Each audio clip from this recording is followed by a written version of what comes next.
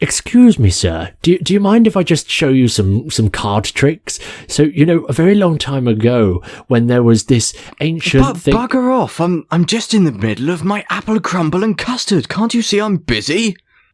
Where have these accents come from, sir? Neither of us speak like this normally. Oh, dear. I don't know, but hello, everyone. Hello, everybody, and welcome back to episode 71 of the Successful Mentalist podcast. My name is Aidan O'Sullivan, and I'm joined by my very good friend, co-host, and crumble eater, Mr. Ashley Green.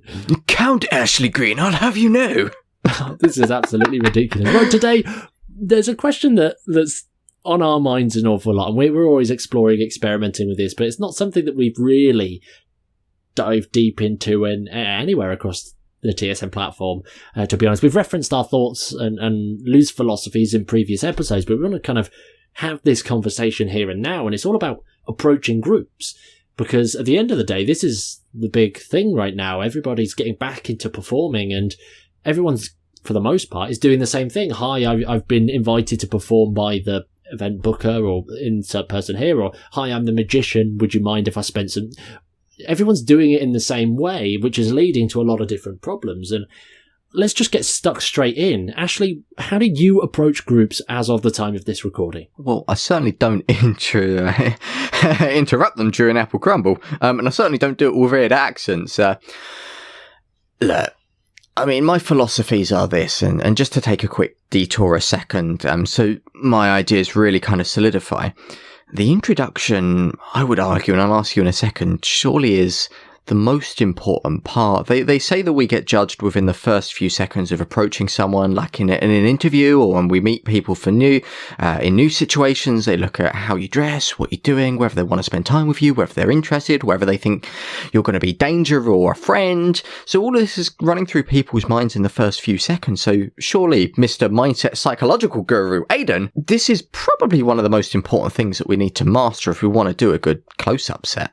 Yeah, I mean, at the end of the day, it's not the only thing that you need to focus on in order to have a good close-up set, but at the same time, if you're not putting the right amount of attention on it, it can be very detrimental, because we are a naturally biased species. We are a judgmental species based on our culture, our upbringing, our natural psychological tendencies and patterns, so that even if we say, oh, I'm not judgmental, I don't judge people, you do through unnatural, or completely natural, unconscious biases that are actually stuck in your brain. And people do this. Like, people...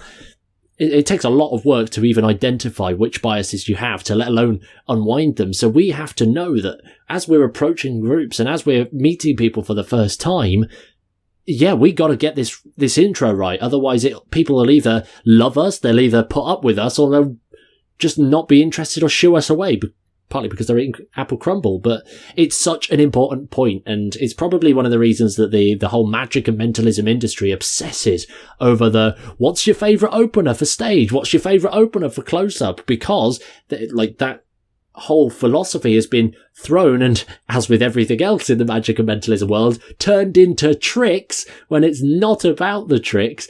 And that's kind of where that comes in. We've got to have a short, sharp, flashy opener, because that's what's going to prove the point, set the precedent of what's about to happen, prove I'm good, and all of that kind of stuff, when actually that's kind of almost like a backward logic, and it could be damaging you more than it's actually helping you. But again, we'll talk close up for now, because stage is it's very different. It plays a slightly different game, even though the principle is still there. Yeah, I mean, the principle is you've got people who are already expecting you, already interested in you. You just have to show up and introduce, and still be good, because they're still going to judge you, but it's a different environment entirely.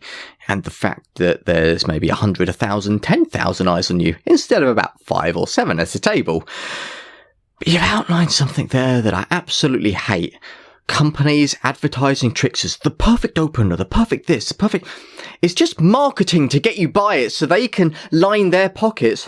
In reality, look, The Successful Mentalist is the no BS performer-centric magic company. And I'm telling you right now, from a non-biased point of view, it would be very easy for me to say, hey, Aidan's Witch Hand is the perfect opener, go and buy it. But no. Like, you don't need tricks to open. I'm not here to flog you something. I want to tell you the real deal. And this leads into exactly what I do as an opener.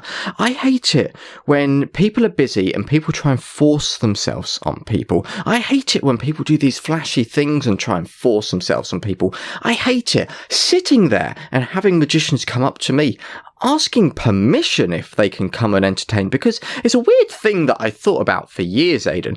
You know, when I go out, I charge like the 4 figures, a few thousand to entertain close up at events and weddings, for example.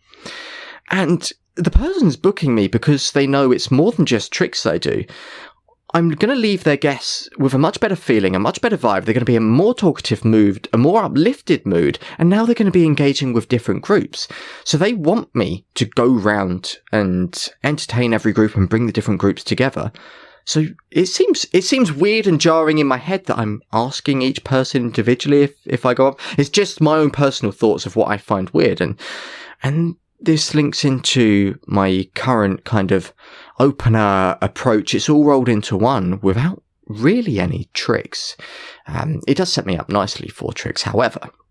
But it's the whole process of getting people in that welcoming mood so they're excited, so that they're interested, so that they want me and will me over, and they want to see what I'm about to do. They're curious about what I want to do, and they're more prepared to stay around for the next 5-10 minutes and watch the close-up routines and genuinely give a damn and genuinely be interested in the things that I'm doing and the experience that they're going to have. Because I've sparked curiosity, and I do it like this. So picture this. I rock up at a gig, and this is the way I start 90% of gigs. First of all, there's loads of people around, and I walk out and I start performing when there's no groups. Not tricks, but based on my character. I start acting weird, staring at people, staring them down, looking at them, judging them, acting as if I'm getting in their head, and I get this intuitive vibe. This is all what I'm acting and sensing. I get a few people look at me like, who's the creep? And then I start going a bit further. I'm looking at different groups and I'm really staring them down. And rather than doing the old thing, you know, where you sometimes stare at someone and when they stare back, you're like, oh, I wasn't looking at you. And you shy away, and it's this awkward thing of, they're like, oh, I wasn't looking at you. And you're like, I wasn't looking at you. And you kind of look away, and it's incredibly awkward. You know, I make it more awkward. They stare back at me and I just maintain the eye contact. And I just stare into their void. I'm stealing their soul. I'm staring right in, and they're like, what? And when they catch me, they look away. And they go back to their group. And then they're like, is this creep still staring? So they turn back round. They're like, oh my gosh, he's still staring at me. Oh, what is happening? And then I start scribbling, like, my inner monologue, my act inside, what I'm feeling, the vibe inside is like, I'm sensing something with my intuition. Something's coming through, and I'm scribbling down on a piece of paper, like thoughts and ideas. And then I start to approach, and now this person's like, guys, this person's staring at me, and he's walking right towards us. And then everyone stops their conversation dead in the track, and they start looking at me as I approach from the other side of the room. And when I get there, everyone's silent, staring, wondering what's about to happen. And I hand them the piece of paper, and it's, can you look after that? And they're like, yeah. But what have I done there, Aidan? I've created what we speak about a lot, this open loop. Everyone is so damn curious who I am, why I'm a creep, what I'm doing, what's on that paper, what's about to happen, what's about to unfold. It's no longer a magic trick, it's no longer a card trick, it's an experience, a thing, and I'm about to do something and answer their question of, what's in the paper? What do you want? I've sparked natural curiosity, I've sparked natural interest, and that's why they're now going to give a damn and stay interested for the next 5 or 10 minutes. And this has been something that's evolved, Aidan, for really the past few years, and it's at a point now where it works time and time again at every single place I perform. And I no longer have to have the awkward intros, and I no longer have the, oh no, we don't like magic, please move on. It's everyone's like, what do you want? You're slightly weird. What is this? They're curious. They want to see something, and that is how I approach groups. Yeah, it sounds bloody weird to me. If I'm perfectly honest, that is definitely not my cup of tea. But that just proves the point at the end of the day, how important it is to consider these things based on your character and your presentation. For example, if you're upbeat and you've got this quirky energy, a bit like myself, then approaching by staring at people and all of that kind of stuff, yeah, no, it's not going to work. It'll probably leave you feeling more uncomfortable than them, if I'm honest. But yeah, for me, it's Like, anybody that knows me knows that I love building my entire act, my shows, my repertoire, if you like, based on genuine psychology, because then I know it's at least going to work in some description. And when it comes down to my openers, again, the same thing applies. Now, let's tap back into that whole principle of we've only got a couple of seconds, if that, before somebody makes their judgment over whether they're going to give you the time of day or not, regardless of what you say. I wanted to leverage that. And at these kind of events, the events that I kind of perform at, usually they're a lot more casual in nature, but sometimes they're not. So what I have to do there is I have to find the right people who can start my bit, my act, my show before me. So what we mean by that is literally people like magic. And if you're at like a wedding, for example, and people there know that there's a magician and you like magic, if you turn around and you see the obvious signs of a magician just nearby you, you're going to talk to them. You're going to at least make a comment like, oh my God, are you the magician? Like, that 9 times out of 10 will happen just by me being there and standing in the dress code that I'm in. But what's more important than that is I wanted to really enhance that factor. I really wanted to leverage the point that I want somebody to look at me and in a matter of seconds know exactly who I am, what I'm there for, and a little bit of info about me.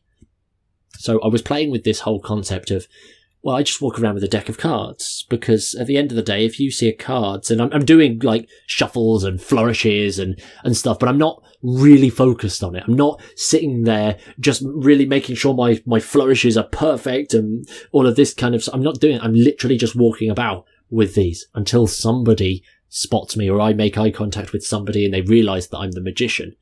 In that moment there, I'm tapping into their psychology of like, I like magic. You look like a magician. You're not doing anything right now. Show me some magic. And they invite me into the group rather than me having to go and do this horrible professional interrupter kind of stuff that is just awkward, uncomfortable, and we just hate it because it's like, it's just, it's icky. Well, when we were speaking to DMC, the fantastic magician Drum and Money Coots, this is one of the things which he said in the podcast episode a while back, which go search that, fantastic for the perfect close-up gig, I believe we call it. Amazing.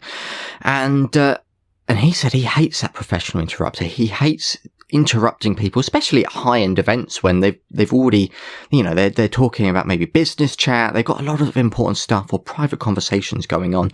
So it seems very inappropriate to just go in and just kind of interrupt that. And what we both do, although we do it in completely opposite ways, it's like with everything me and you do within our entertainment careers, the foundations are exactly the same, except we're polar opposites. What do we do that's exactly the same? We get people interested ahead of time. We play on people's pre-expectations. We get people curious. And now, if they are having conversation, if they are doing something, they stop it for us and they welcome us in naturally so that it's much more smoother. And what we play on as well, and what I've really noticed with what you've said there is character. It boils down to your decisions. I mean, also down to the fact of you are actually interested in psychology. It's not a fad for character, like you genuinely believe it. And that's what the best characters boil down to. I'm genuinely interested in tarot reading and intuition. Therefore I perform as a psychic, So it makes it a lot easier for us. You perform like that, and I stick very true to my character. And through what I do, it sets the whole scene. They know what they're kind of in for. They know it's going to be slightly weirder than a card trick. And with you capture this pre-existing idea that they see you and instantly, I realise what you're about to do. So that it just plays out better. And you probably, I would argue, never. The same as me, you never have anyone now go, oh, I don't want to see that. Oh, I've seen card tricks before, because you're literally called over. And the joy of doing what you do, the joy of doing what I do, when that first group reacts, everyone looks around to see what's happening and they see you there and they see you walk away. And when you do the same intro again, people are more likely to welcome you. And people really will. And then you end up with a whole venue trying to pull you aside. Like, oh my gosh, can you show this? Please just do this. Oh, I saw you do that thing over there. And now that it's a dreaming close-up to create this real energy in the room. It doesn't seem right for me when you're doing a close-up gig to just go round and just trick at a table, trick at a table, trick at a table. The dream close-up gig for me is when there is that vibe and there's people coming up to you and dragging you around and say, oh my gosh, please come up to us, and you get the different groups involved and you walk around and there's these people who were never speaking before, like, did you see them palm the card? Oh my gosh, how did he just predict your future? And all of this stuff. That's the dream, and that's what's going to leave clients thinking you're the right choice for their event.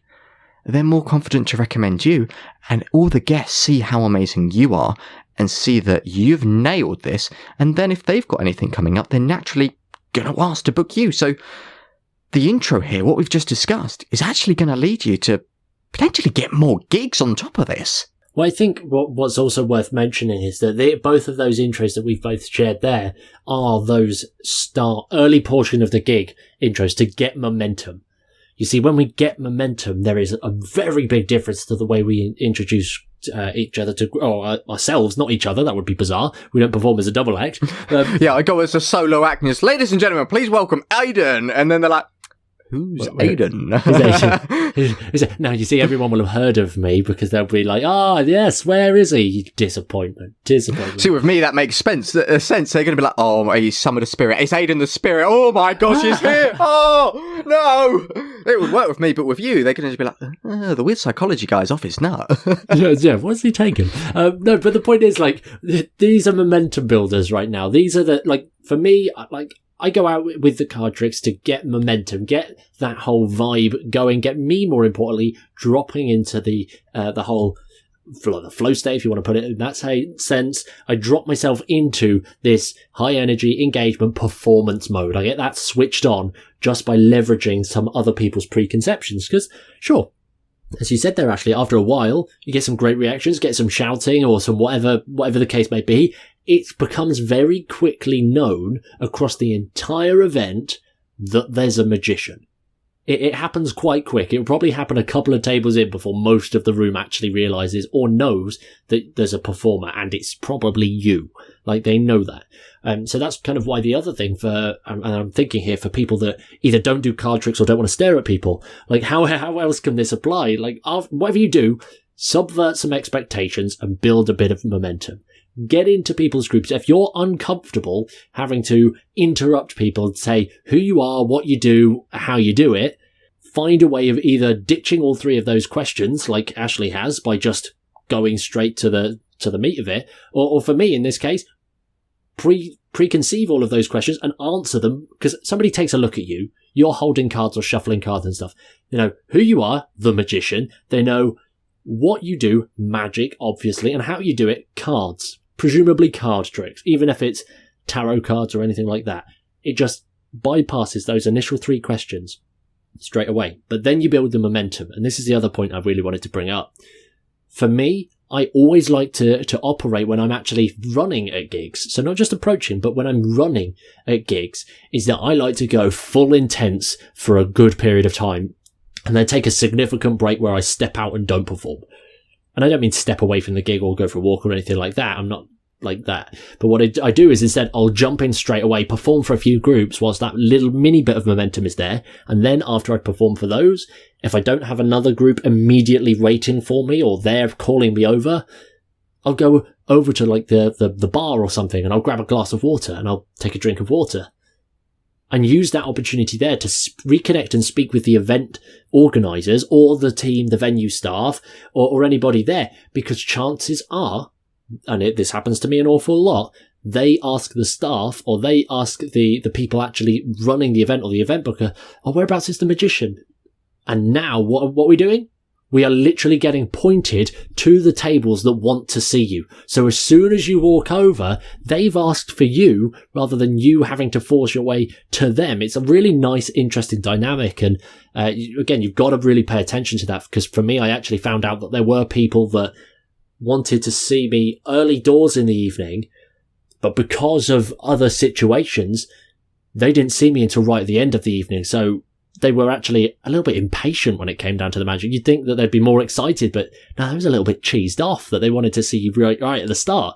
So actually taking that intense moment on of performing for a few tables, a few groups or whatever, taking that break and then going back in, it just makes sure you're seeing the right people at the right time and better understanding the guests. Does that make sense? I think that's going to also stop you. I mean, totally, but it's also going to, stop you from potentially missing those people. Like, we've seen it before, entertainers go out there and it's going to happen at some point. You might miss one or two people. It's just odds, isn't it? Statistics. Yeah. I mean, you travel round and they also travel round at the same time. You never meet people. But doing that and taking the break means that the people who you might potentially miss, who are really excited to see you, you've taken the time out to ask if there's anyone like that, so you can actually make a point of going over and seeing them.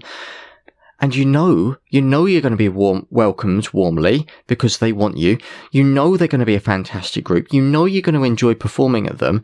And then that is going to help snowball and momentum as well, so that you can lead on to the next group. And what I like to do once I've started this, I mentioned that's how I intro. After I've done that, I like to hop from like group to group. So as I'm performing, I'll be midway through like a set. And then I get the next group like kind of partially involved, get them thinking about stuff. And then I'm performing to two groups. And then it's like I perform to group A. I get group B involved. I wrap up with group A and I move to group B, and then I get group C involved. So it's like I'm merging the two groups together and then moving along to like the next one. So it's like I'm never approaching a fresh group, because I'm bringing them in mid-performance and then slowly moving over to them, and then bringing another group in mid-performance and slowly moving over. And you know what I found, Aidan? In some venues where you perform, that sort of approach can create the friendliest atmosphere with people. I've had feedback after gigs where people were like, oh my gosh, it was fantastic. We were the only couple there. We knew no one. And literally at the end of the night, we was just chatting to everyone. The most fun I've ever had. The most fun I've ever had, I was chatting to everyone. And the entertainment allowed them to do that. It's why I've had feedback before where people like, I kid you not, in the previous episode, I mentioned the second gig I'd done back post-pandemic, lockdown and all of that, where the UK opened up. And the review I got from the booker was, yeah, my sister came along and she rarely goes out to events. And this was the first time she's actually been out of the house in a very long time, in a good few years. And it was the best, most enjoyable time she had. She found it really easy to socialise with everyone because you done that. And I was like, that's truly magical. It's what we spoke about last episode, about magic being kind of elsewhere, not in the tricks.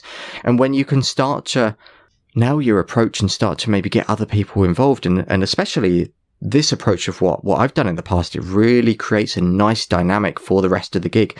And because everyone's friends, because everyone's talking, it's now so much more easier. I've had people move their tables together and start chatting for the rest of the night. And as you walk around, they naturally call you over and say, hey, come join us, come join us. Now it becomes easy. And now there's no hassle with approaching, because you're their best friend, they're your best friend, and they're best friends themselves. Well, this is important stuff. And if you want to really look at beyond that, when you start playing with these different techniques and playing with your own little nuances and seeing what else you can get out of just like, and again, this has all just come down to playing around with the way that we approach groups.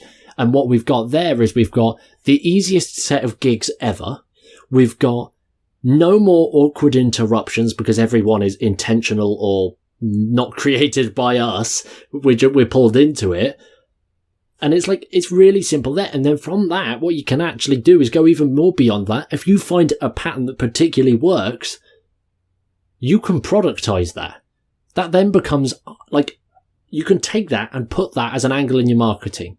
The only entertainer, I probably wouldn't put the only entertainer that stares at your guests, but you get the point here. It's like, you get to pick out the stuff that's really beneficial to the event and use that in your promo, use that in your marketing, use that as part of your sales process, which will naturally not only make your gigs, the quality of your gigs better, but get you more of them in the flipping first place, which is a dream landing, right?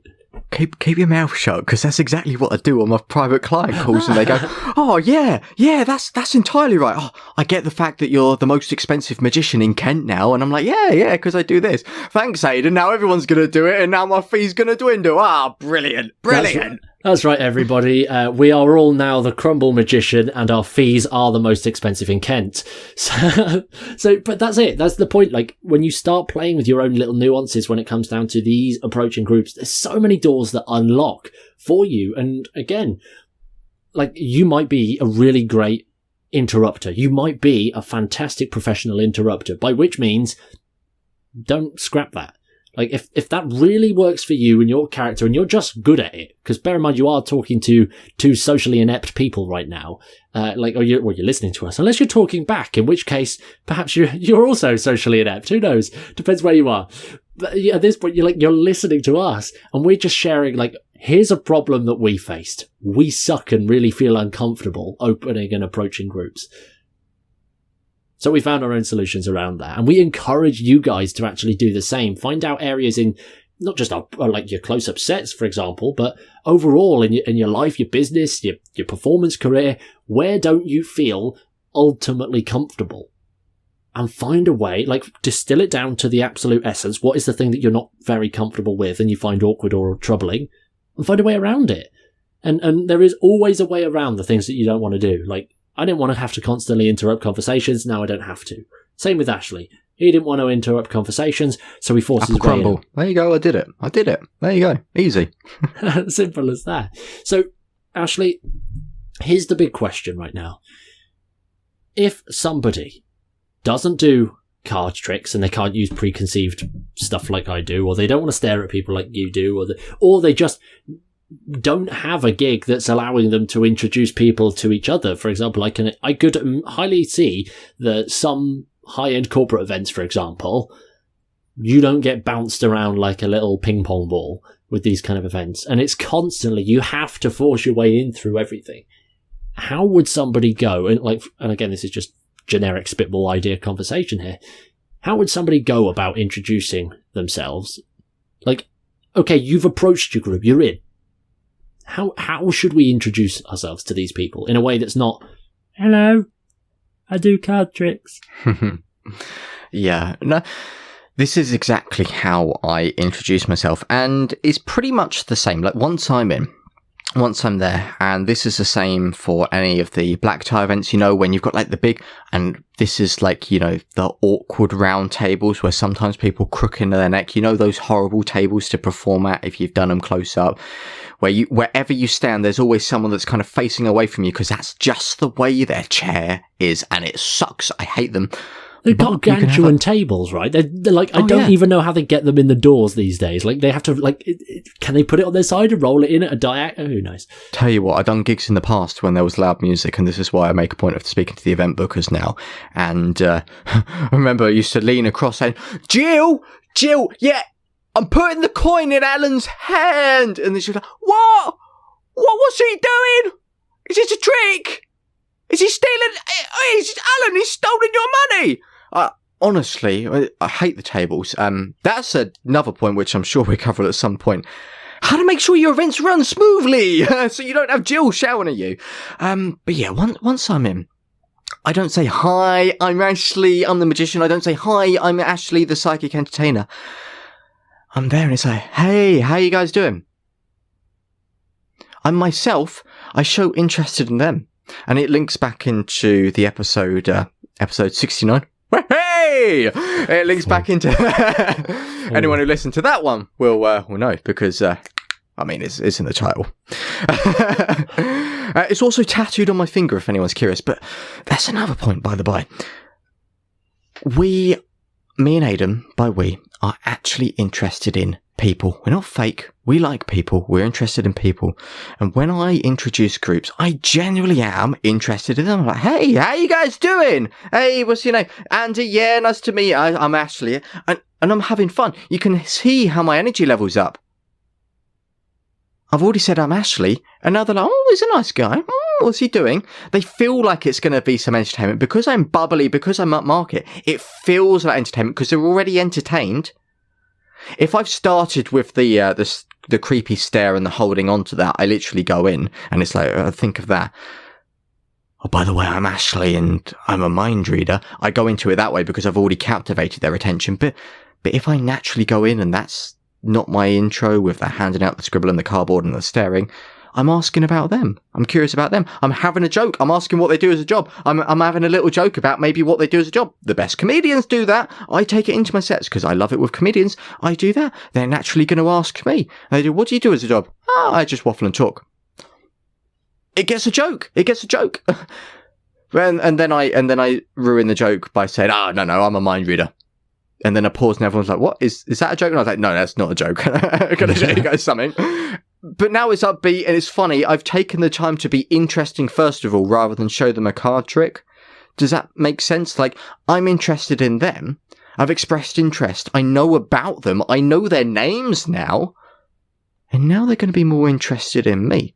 It's one of the things we spoke about in the previous episode, me and you done, magic not being in the tricks, magic without tricks. Well, there's something else as well that I want to touch on. Like, at the end of the day, yes, like, that's how we could introduce ourselves. But we've always got, and I love, like, ignoring my own questions here, we've always got the opportunity of, what if we don't introduce ourselves? And I'm not saying walk into a group, say, hi, everybody, and then just lurk. I'm not talking about that at all. I'm not talking about just... Yeah, exactly. I'm not saying go be a mime for people. Instead, it can actually start a little bit before that. For example, I said a minute ago that I like to take these pauses after I've done an intense level of performance, like I'm ramp up the energy level, and I love that performance, and then I take that break and find out where I'm going next, if I've got a plan, and if nobody has a plan, then I reset and need to build that momentum. But one of the things that's really great, I can't say I've done it a lot, so this is literally based on a couple of performance runs. So take it or leave it, or explore your own route. For me, one of the things that I loved doing was that I either lied to the venue staff or I persuaded the event booker and to do one thing: take me to the people that want to see me, or take me to the people that might want to see me. Because if I and what I mean by lying to the event staff is like, oh yeah, the people over like these kind of people wanted to see you, or they'll tell me their names or what they look like or anything. I'll out and out lie. If I know where they are in the room, I actually can't see them. Would you mind just showing me? And now they literally walk me to that table. It feels like a bit childish here and a bit like, oh, naughty school child here. But they walk me straight to the table, introduce me directly to the one person that asked me or asked them for me, more importantly, and I'm in the group. Somebody else has done the whole who you are, what you are. And the other thing with the event supplier is like, or the event booker or the client or whatever you want to call that person, the person that got you there in the first place. One of the things that I like doing with those is that if they're out the way for a minute, I'll talk to them. I'll go and talk to them, find out how the event's going from their end, make sure that they're okay and that they're not having any mid-event crises that do happen, and just lure them over. Like, is there anybody here that you think would love magic? Oh, all right. Well, if you've got a minute, come on over. Now, people at that event turn to the person that arranged the event because, why? Not because I'm there, but because they arranged the event. They turn to have that conversation or bring that person in the group, and I just so happen to be there as well. It's sneaky. It's horrible. It's deceptive, but it makes it so much easier. You sneaky bugger. Psychology, mate. It's psychology. That's what I'm claiming that one as, not just my socially ineptitude.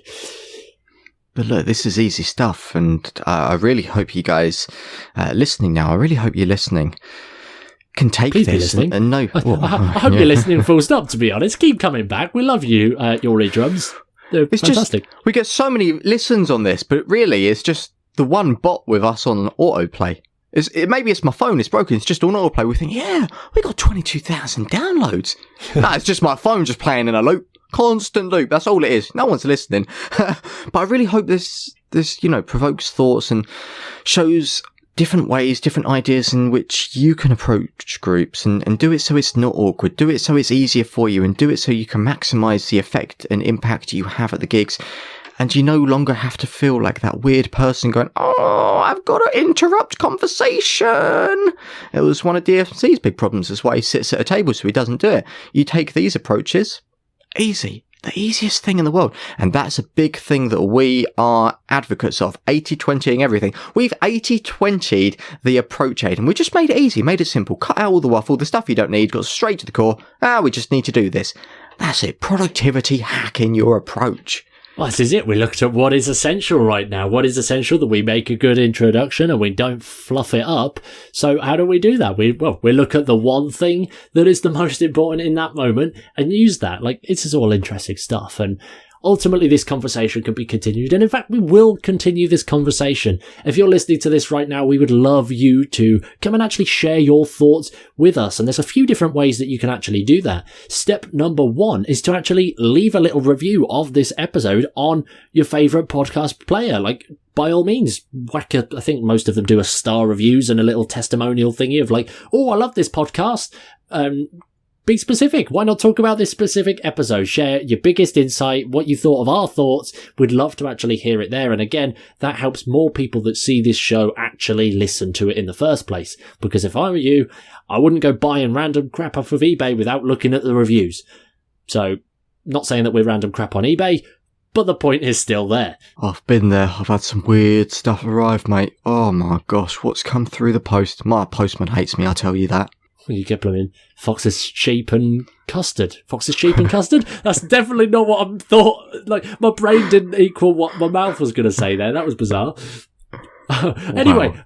Moving on. The second place that you can come and continue this conversation about opening your set, a close-up set, approaching groups, all of that kind of fun stuff, whatever we chatted about today, my brain is gone.